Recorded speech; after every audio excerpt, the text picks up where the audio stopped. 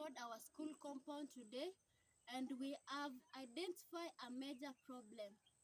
The first problem is soil erosion. We first define what is soil erosion. Soil erosion is the removal of top layer by forces or moving wind or human activities. It can also be a result of running water. Therefore, Therefore, we think the best thing to do with soil erosion is like you can plant trees. Uh, Another which we explore in our school compound, they are best and best which move around on the bare lands. These bare lands we must plant trees whereby uh, we should introduce some trees which are Okay.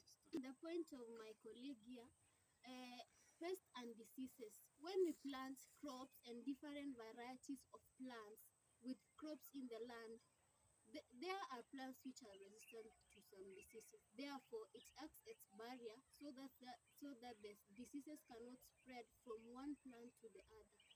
There are also some plants which are resistant to some specific pathogens.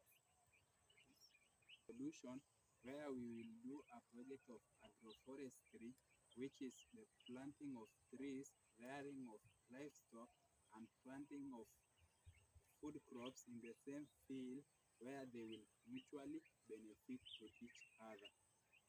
Therefore, it's very important because when you plant plants at the same time you plant crops and at the same time you have livestock, it contributes a lot. Some livestock can give manure to the crops and the trees, and at the same time the trees give food to the animals or livestock.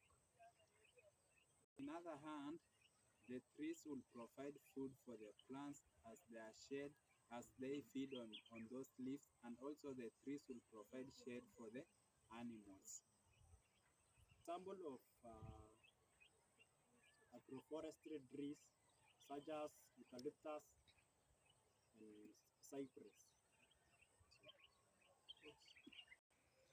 So we go to the effects and impacts of soil of agroforestry. The first one I would like to say soil fertility. Soil fertility. The trees make soil more fertile by fixing nitrogen and making the organic matter to make the soil more fertile by adding the soil structure and make it better. Mm.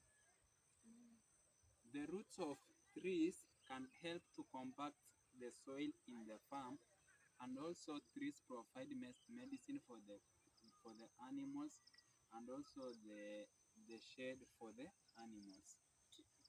Trees also act as heat breakers. When there are strong winds and heavy rains, the trees protect the crops from being broken down or carried away by rain or the strong winds. uh, trees release carbon dioxide. Uh, uh, trees trees release oxygen, and then animals consume the oxygen. Also, animals release carbon dioxide, and the plants use that carbon dioxide. In addition, the waste of plants provide organic manure to plants, and in other way, animals feeds on the leaves of plants and fruits. Okay. Trees also are used in holding soil particles together and then absorb carbon from the atmosphere, which mitigates climate change. Okay.